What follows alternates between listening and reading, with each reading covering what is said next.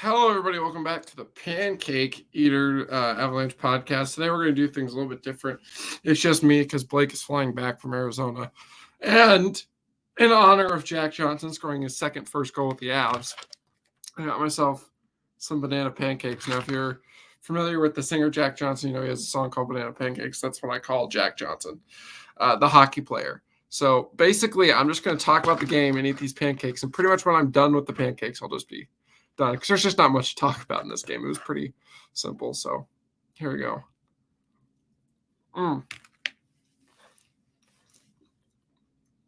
It was not easy to find a place with like banana pancakes. As you can tell here, they just like gave me pancakes. They literally just gave me pancakes and bananas. I had to put them on. So, I don't know why it was so hard to find, but it was. Anyways, this game was pretty much just a shit kicking. The first period was like the only negative I could draw from this game. Obviously, that was the only time that the Avs were ever losing, the only time the Ducks were ever in the game. But my concern with that extends a little bit past this game and the fact that for what was about the fifth time in a row, could really make that 6 if you wanted to. Well, no, sorry, 5. The Avs first line just didn't start the game very well on time. And those are the guys that are setting the tone. So they have to be better. And I mean, to be completely honest, it's like, it's not like they were playing bad. And I mean, for like the first 5 minutes, I'd say they were playing bad. And the rest of the team was also not playing very well. But it felt for the most part until they scored at the end that it was like they were playing good and everybody else was. And they just didn't do enough. They just didn't do enough. And then, they actively caused the first goal against. Now, if Blake was here, I would have loved to ask him whose fault because he thought this was. Because Cale Makar makes a bad pass. But Nathan MacKinnon also just stands there and lets the puck kind of go by him rather than making any sort of competitive play on it. It's not so bad of a pass that should ever happen. So that's really frustrating for me. But also, Cale Makar needs to make a better pass. That was kind of the wake-up call for them, and you'd hope. The problem is that when you're playing a team like Minnesota and Dallas, you can't let a goal be a wake-up call. You have to let your play realize, okay, we're not playing well. We need to play good now before, we let up a goal. So it's like a little frustrating, and that's a little bit of a worry. They can't have that in these 2 big games coming up because those teams will make them pay, and they won't, teams are much better than Arizona and Anaheim. But other than that, I don't really have. My only other slight negative is the fact that Alex Newhook can't score to save his life. Dude literally hit a post on an empty net. So I'm not entirely sure what happened there. He's got like it.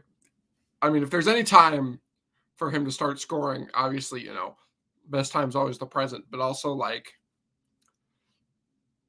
if you were to pick a game for him to score in, if it would be this game or one of these next 2 games against Dallas or Minnesota, I would choose Dallas or Minnesota. Obviously, with Minnesota, he's playing, his friend, BC teammate, Matt Boldy, who just got a hat trick. So maybe that motivates him a little bit. We'll see. But he's really got to score. Like, the dude's got to start scoring at some point because it's a worry. Like, he didn't blow me so much away tonight where I'm like, okay, well, he didn't score, but he was really good. Like, it wasn't bad. No one was bad. But he just didn't do, like, a big thing. And he didn't do enough to really offset that, I felt like. And with, that they put Helm O'Connor and Cogliano together, and they've been cooking. Dennis Mulligan keeps racking up points. Matt Nieto got a point, and he's been playing well. These guys are outscoring Alex Newhook. So not only do they bring something else like a penalty killing role, but the only guy, the bit like, a guy who you really think you wouldn't expect to be in the playoff lineup in Dennis Mulligan has been outplaying Alex Newhook because he's scoring points. And when you're scoring points and the one dude isn't, it's pretty easy to, it's just, I don't know. Like and it's concerning. So he's got to raise his level of play here a little bit. Especially because considering last year didn't play very much in the playoffs, especially on that when the Avs were healthy. So he's got to, really work his way into this lineup. It's no easy spot for sure. Although it probably should be, I don't know. Well, that's a conversation for a different day. Anyways,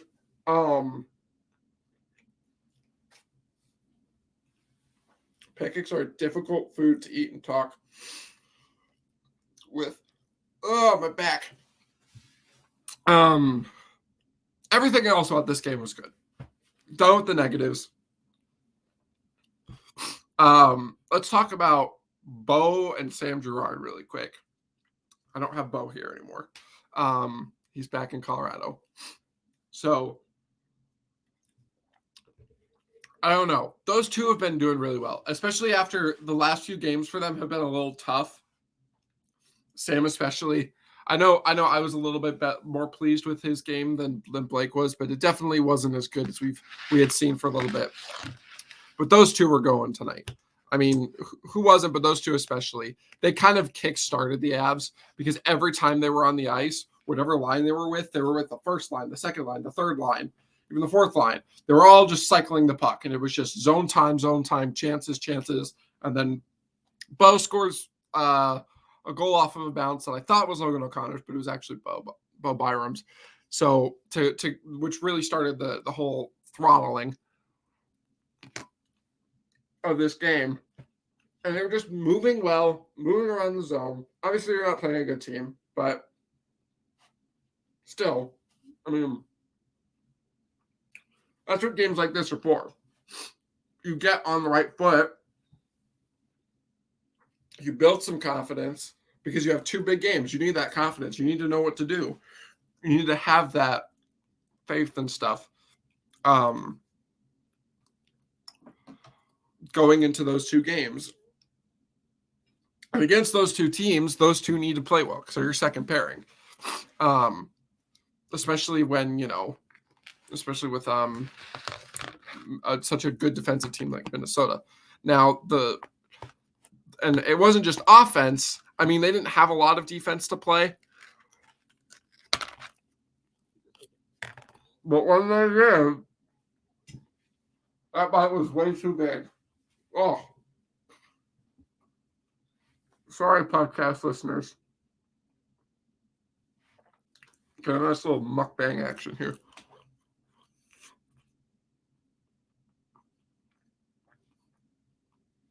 All right, so Sam Girard had a beautiful back check. I think it was right after the power play for the Avs, and that was big. Well, it was still the second period, and it was only 4-1. They score that goal. You're in the same situation as you were last time against the Ducks and as you were yesterday against Coyotes. 2-goal lead going into the third period. And on the Sega Baba, that can be a little tough. But it was still great from them. Those two were cooking tonight. Great to have a nice little bounce back game from them. Let me take a look at their stats here really quick. Sorry. I didn't pull these up before because I was worrying about my cake. And real quick, one other negative. It's like a moderate negative. I don't know. It's like giving up 11 high danger chances to the Ducks doesn't feel great. But when it's a Sega Baba, it's just kind of like one of those things where it's like, yeah, whatever. And I mean, you look at actual score chances, it was 32-19. You want a little bit better, but I mean, expected goals was only 2.6. So it's like it's not like a huge deal. It's just, not something that you're like thrilled with. Like it wasn't like pure domination. The defensive effort wasn't spectacular. But credit to Jonas Johansson, another good game from him. I think, I'm not like jumping on the JoJo train. It's not like he's back in net and I'm just like, we're chilling, we're fine. But lovely, I know. Like he's definitely like in a third goaltender role. Nothing wrong with Jonas Johansson. I feel like, at least for the Avs. There's something about JJ's in the Avs. Anywhere else they go, not great, but get them on the Avs. Whew. That'll be more than fine. All right.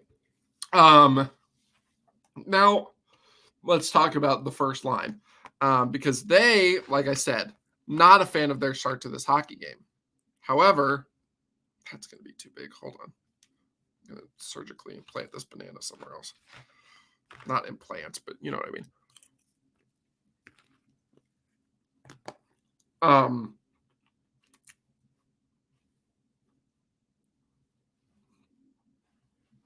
Well, they weren't good from the jump. They definitely took over as the game went on, and they just kind of started doing whatever they wanted, which I think is definitely something that plays a role in the higher numbers. Is, by like 5 minutes into the second period, this game was effectively over. Like, in maybe like my brain and some other skeptics, I mean, I'm not a skeptic. I've just never, I don't know. I like to think I'm very middle. Like, I'm never confident that a game's over, but I'm also never going to be, I'm never confident a game is over either way, but like, it's definitely, at that point, and then, like for the majority of the third period, it's 5-1. It's just kind of like, they're just kind of like, all right, we're going to say goodbye, but we're sitting back. I think that plays definitely a role in it. Even though like only 2 high danger chances were in the second period, third period, that doesn't matter. The first period, the first line was just kind of globetrotting. They were just doing whatever they wanted, and they could. I mean, Mikko probably should have scored a goal tonight. He had that one play where he just kind of muscled off everybody, danced around a dude, and then he decided to pass on his backhand, and he had a good lane for a shot. With the way John Gibson was playing, I think it probably – I'm not, like, confident that he would have scored, but you never know with Mikko Rantanen. He's almost going to hit, if not 50, very close to it for a reason. He's in that conversation, because he's so good.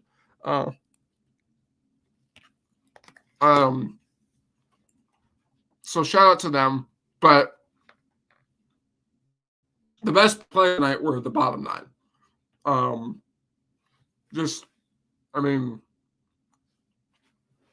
They started the game on time and they were constantly pushing. I mean, just all the numbers. I mean, the only person, that's kind of surprising.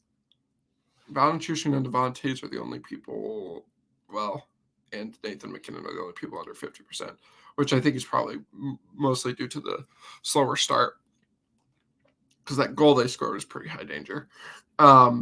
Anyways, so I think they played really well. Like I said, I wasn't as thrilled with the Helm, O'Connor, and Cogliano line in these previous games, but tonight they were doing real good. They were really kind of, they're finding their groove together, and that's to be expected when you have a guy like Darren Helm who's been out for such a long time.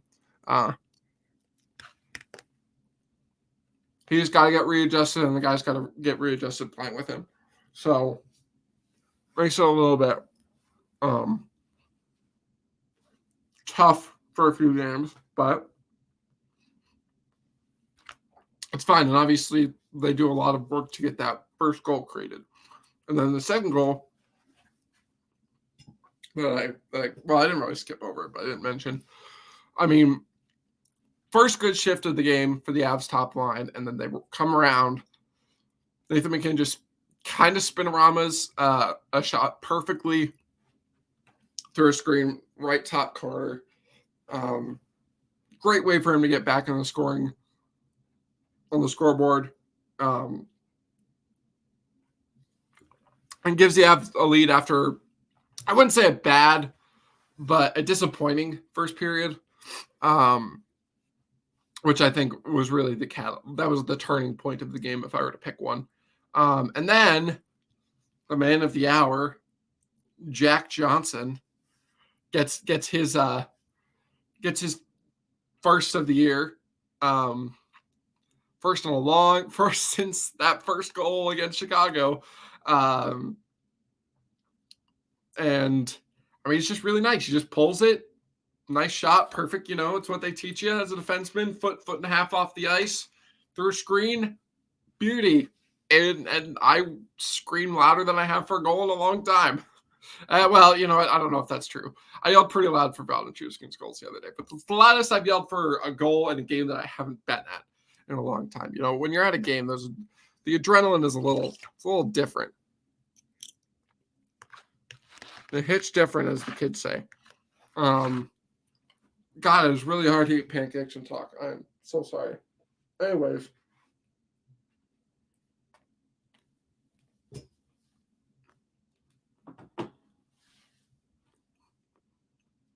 These pancakes are huge. Beautiful goal. But Nathan McKinnon was like, here, I want to do something dope again, too. I just fed this perfect sauce pass to Valenchushkin, who was just sitting there on the back door. It was so weird. Why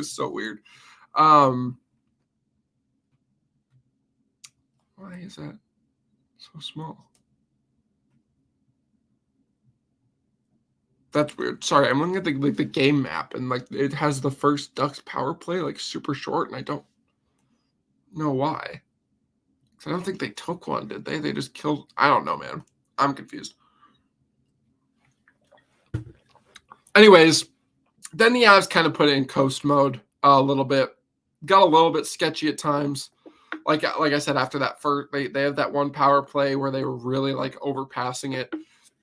They were getting nice and fancy with it. Then they rolled down. Sam Girard pickpockets a guy. Jonas Johansson makes a nice string of saves. And then they go back on the kill. By the way, I don't have a giant problem with every call for the Ducks in this game. I do wonder if part of the reason they're so bad is because they can't stay on their damn feet. They were literally falling on everything. And I think, there's something to be said. The Avs definitely put themselves in a position where, to get that called against them. And I don't think, there's nothing wrong with that. They're a little soft. And I think the main reason they call them is because they fall. And on most of them, I don't know why you're falling there if you're an NHL player, which I guess they're the Ducks. So maybe they're not that good of NHL players, but still professional hockey players. Shouldn't be falling that easily. Anyways, Avs penalty kill. Solid, magnificent. Roll into the third period. I don't know. Has Sam Girard ever gotten an easier NHL goal? For dude, I thought played great tonight, as he often does against the Avs. I feel like this has kind of been the story for John Gibson. You look at these first 3 goals for him, or the first 4. There's just heavy screens on the Byram and Johnson one, and so that I don't know how much you're going to complain with him on that one. But then this one, I'm not entirely sure what the hell happens, but the puck just slides to Sam Girard, who's on the half wall, and he's like, nice. He just taps that shit home, and the Sammy G haters are mauling. They're firing up the Twitter right now to talk about how bad he was, even though he kicked ass tonight. Sorry, hold on. I'm trying to... pancakes. Oh. Anyways, free goal. Keeps the power play streak alive. Nice and easy. It was super funny. I enjoyed it. I was giggling for a long time after it. Like, and then definitely at that point, I was sure that the game was over. After that point is when I ordered these pancakes. Then the Avs just kind of coasted in. Without Ryan Getzlaf, the Ducks don't try and goon it up as much, but Max Jones does. I mean, kind of does. I don't know, man. Pretty simple work. Like, this is a good game. Definitely some things they can improve on, but I don't know. This is definitely something that you have to feed off of going, you need to win against Minnesota. You need to win these next 2 games. Like, these are probably, I mean, at least as at this point in the season, the 2 biggest games of the season so far. So you got to win them, I guess. I mean, you just got to win them. These are, when you control your own destiny, you have to, like, take advantage of that. You can't just, like, I don't know. When you have these head-to-head games, you need to win them. So hopefully the Avs can kind of, they haven't played their best hockey. I think today was pretty good, but there was definitely some things they could have done better. But they're going to need to be very good against these next 2 teams, Dallas and Minnesota. So I'm not quite done with my banana pancakes, but I think it's going to take a little too long. My 3 stars of the game. By the way, Jack Johnson. I'll talk about this. 3rd star of the game, I'm going to give to Jonas Johansson. 29 saves. Another nice game for him.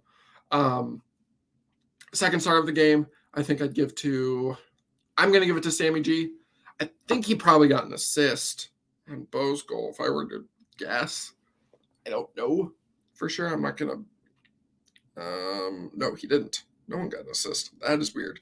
Did he not get? Well, he had a goal. I mean, technically, I could give it to Beau. I just thought Girard was a little bit more